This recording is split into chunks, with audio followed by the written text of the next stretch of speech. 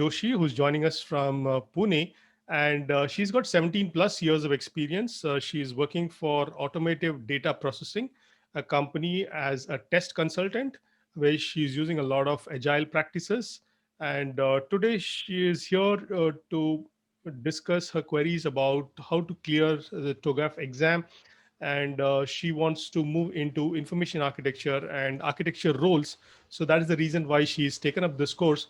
And over to you, Anupama. So just give us a brief intro about yourself. What's your motivation Yeah. to do this course? And obviously, we'll answer the queries that you have. Yes. Hi. I'm Anupama and I'm working for ADP. I have been working as a QA and QA consultant and wore various hats in my career. And now I wanted to discover the path of information architect or business architect to get more exposure to real industry problems. And TOGAF was one of the thing where I would get more knowledge and how to apply the knowledge in real problems. So I have prepared from TOGAF 9.2 perspective, and I need Kiran's help to get more confidence, especially on the level 2 part of it.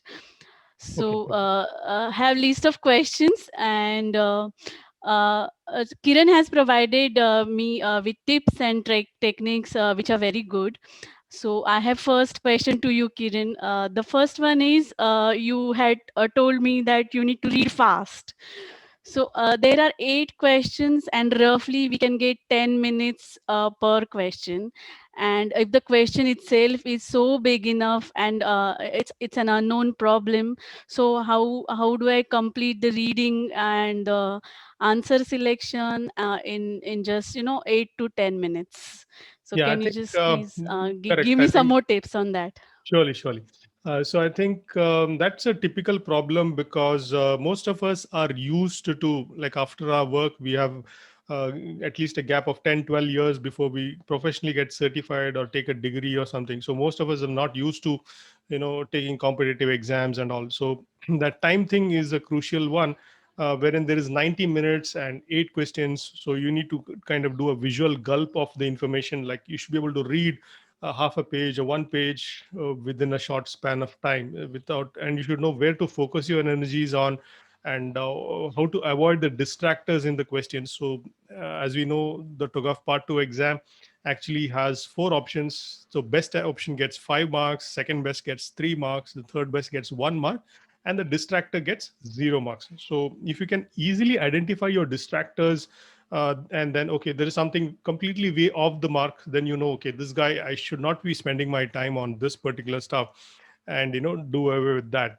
And the other thing that you could do to focus your time would be to use the entire online PDF. Since it's an open book, you actually do a control F on that book and search for the keywords. So let us say you are in the phase E, then obviously transition architectures is a keyword, continuous business value is a keyword, then your Mhm. ability to create a draft of the migration plan and strategy, those are keywords. And your planning with business team, architecture teams, operation teams, these are all the kind of activities that happens in the phase E. So if you've done your preparation well, Mhm. okay, which phases I need to focus on, what are the keywords, and then zero in on that phase. So for the answer, it appears that okay, you're setting up an enterprise architecture practice. Then obviously he's talking about preliminary phase kind of stuff. So in preliminary phase, what are the kind of high level tasks that you do?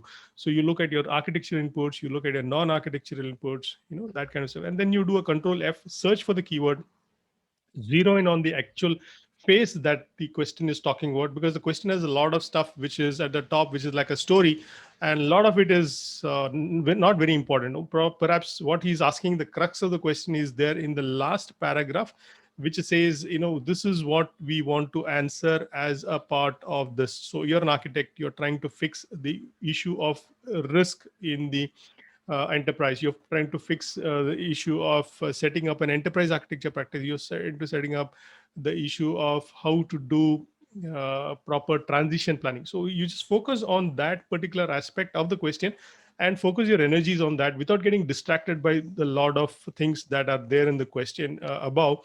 So that way you can actually save a lot of time. And there's another option that once you feel that you are narrowed in on the question, so you got a rough paper you can write down. Perhaps you feel it's between these two options, so you write down both the options, but whatever the first best option you tick there. And there's also an option that you can revisit the option later, so tick the revisit flag also, so that if you're not very sure about it, and then move to the next one, so that you're not wasting time on that. And you can always come back to it when you want to do the revisiting part. So that's about Okay. the time saving parts of it. And yeah, I think the first is ensuring you read fast. Second is zeroing on the keywords. Third is targeting the actual face that is there. And the fourth is what is he actually expecting from the question itself, which will be there in the last 4 or 5 lines, because there's a lot of story ahead. And your focus should be to focus on that and then get to what is really required. So I hope this helps you answer the question. Yes, it does.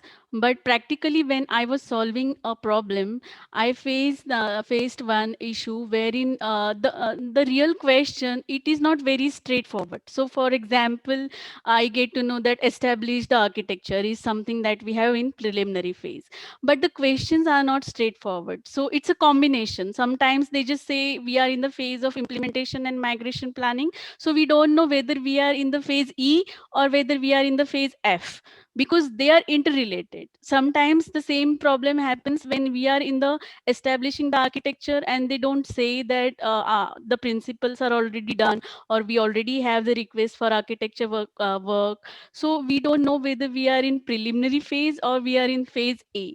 So the answer generally has the mix of these activities. So the answer will also have the architecture principle, plus it will also have some of the outputs from phase A, like statement of work, or like creating a draft version of architecture definition document. So that kind of confusion is always there, and selection of the best answer depends on the phase. For example, if I finalize on the keyword of statement of architecture, then I know that it's a phase A. So I will select that answer. So that kind of confusion is always there. So do you have any Yeah, I think suggestion how to select from yes, I couple think of them? that's a good question. So that is definitely a probability that sometimes the overlapping phases also contributes to the confusion because if you're doing capability iteration, Yeah. it falls between P and A because capability iteration starts at P, ends at A, and if you're doing transition P. planning iteration, it Right. starts at E,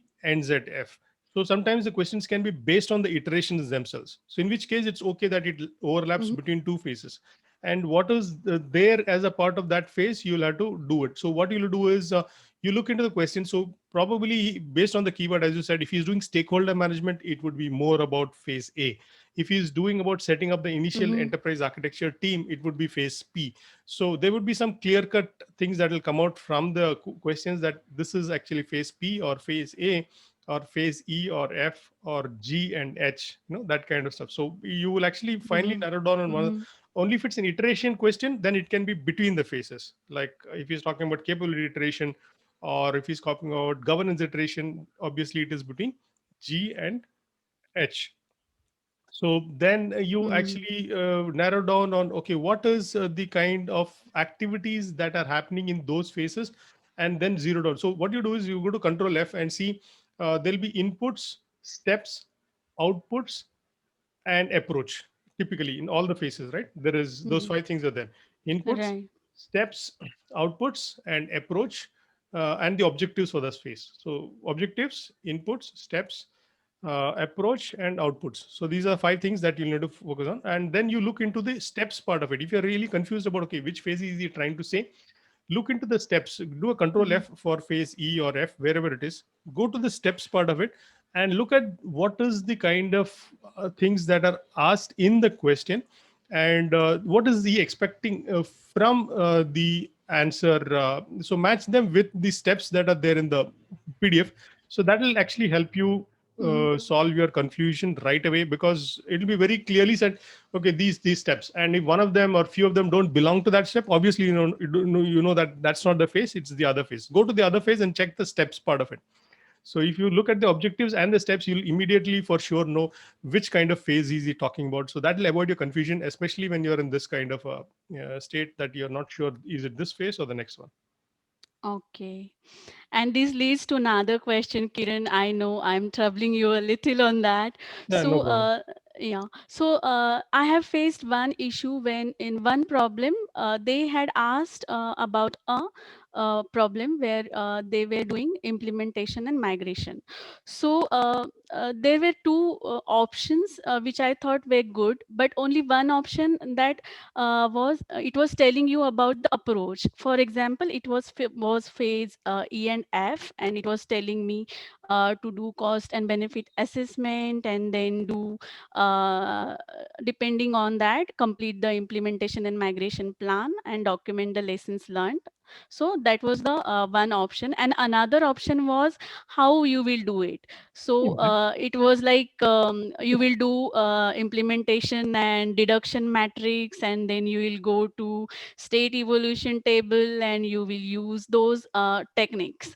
So both are in a way good, because first will tell you just theoretical concept, and second is telling you about the techniques. So it was little more confusion whether I should use the first or whether I should use the second, because the question was not clearly telling me to use the techniques. It was just asking me how will you approach it. So in that situation, should we choose the one that has the clear and the factual answer whether about the approach, or the one which has the approach plus technique included in it?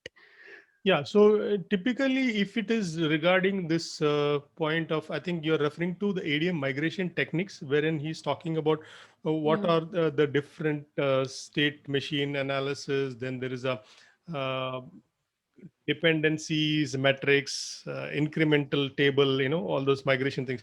So typically Right. the questions are very straightforward in the sense that they will say, okay, which of these techniques, which of is the correct action with regard to the migration approach or the transition approach? He might ask you that kind of a question.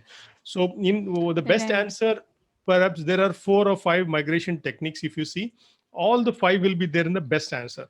So the second best answer will have only Mhm. maybe 2 or 3 of those migration planning techniques, and the other thing will be talking about a few other things which are not directly related to the question.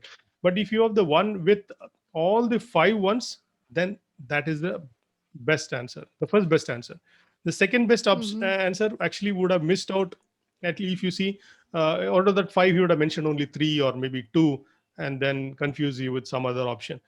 So that is how you will need to zero Mhm. down on those questions. So typically there also it's a match between, okay, which techniques are, if he's talking about techniques, make sure that all the techniques are being covered in the answers, and the phase itself. So if he's talking about phase A or phase F, ensure that the steps are fully covered in that. So the one which has got the maximum coverage of the steps and the techniques, that will fetch you the most the best first best answer. Okay, so you mean that the technique should be given some weightage when we are zeroing down, right? Yes, yes, yes. Yeah, the technique should be given the weightage. Okay. If he's talking about techniques, then make sure that you are focusing on the techniques. And if he's paying attention more to the phases, then the steps in the phases are being given more attention. Okay.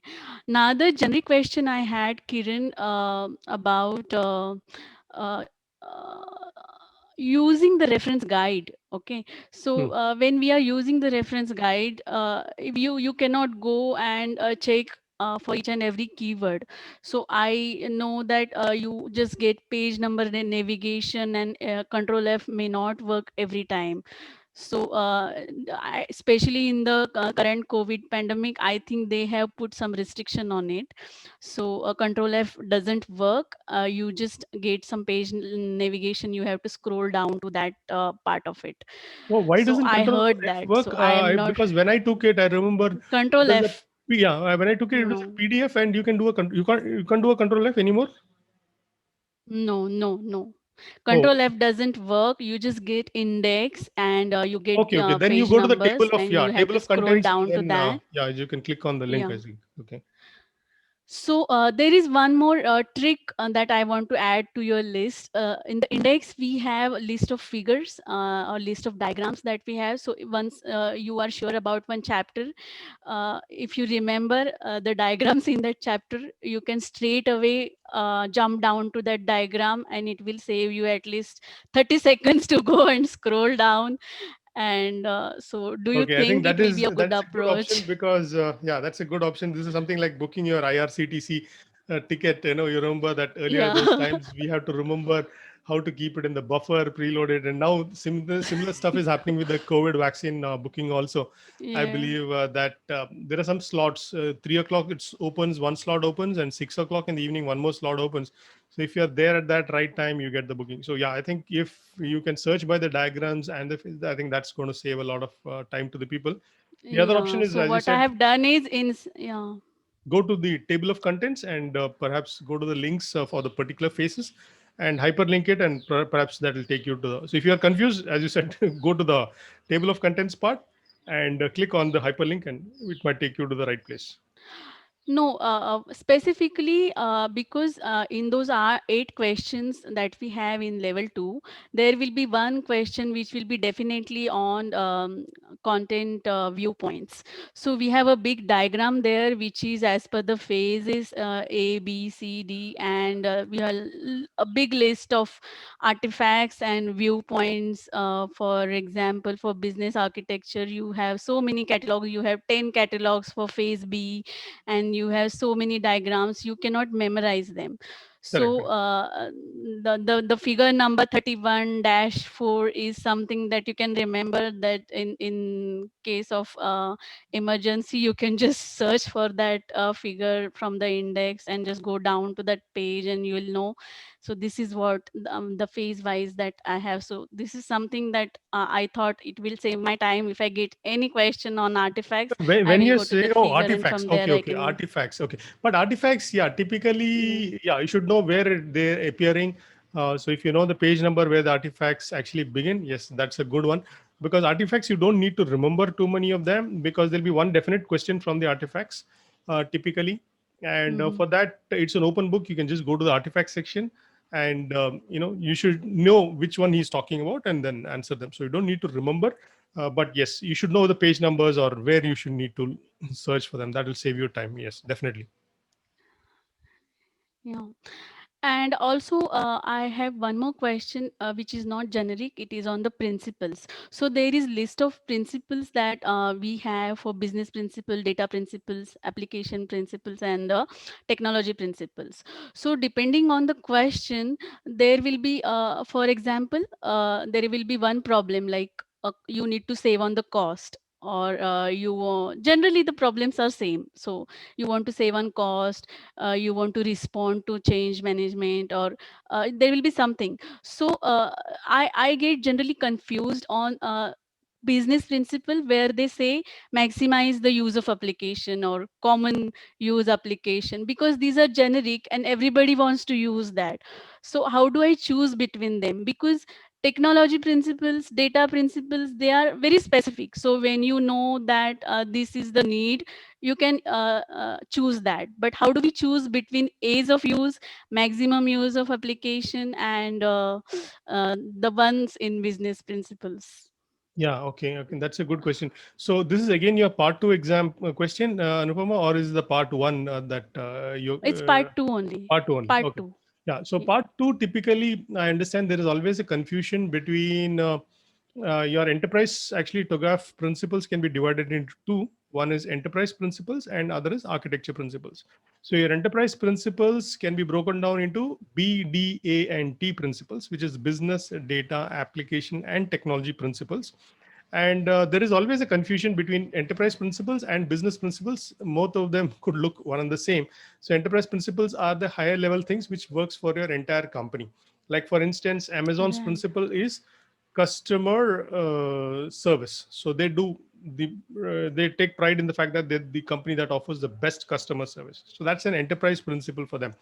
But a business principle for Amazon could be their business process workflows are highly intuitive, or their business processes are completely customer centric, And maximize use of applications could be an application principle. But if it says ease of use is typically at the business layer, so that can be seen as a business principle. So if it's just saying ease of use, it Mm-hmm. should be a business principle. But if you're saying maximize or optimize your applications, then obviously that would be an application level principle. But the point to Mm-hmm. get confused is, yes, business principle should be more at the business layer. Data application technology, as you said, there's not much of confusion on them. But Mm-hmm. something that helps the business workflows, the business process, the business architecture, those kind of things, whatever is there, that will definitely qualify as your business principles. Okay.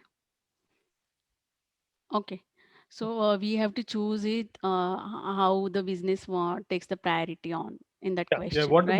How You is it mean going to that? help the business layer in terms of the business process Mm-hmm. workflow, in the business architecture, then the business processing itself, and the business process workflow, and how, if it's UI, UX, all of that will typically be under business architecture. Like ease of Mm-hmm. use is a UI, UX kind of a Okay. thing. So that will be under business Mm-hmm. architecture. Sure. Okay. I think my generic questions are done, You're Kiran. done. Okay, fine. I think Yeah. fine, Anupama. So thank you very much. So all the best for your exam, Yeah. and do let me know Hey, thank you once you so much. once you Of cleared course. it. Yeah. So I think in a week's time you're going to take it. Yeah. Thank you. Thank you. Yes, in 4 5 days, I I will take it. Thank you. Thank you very much.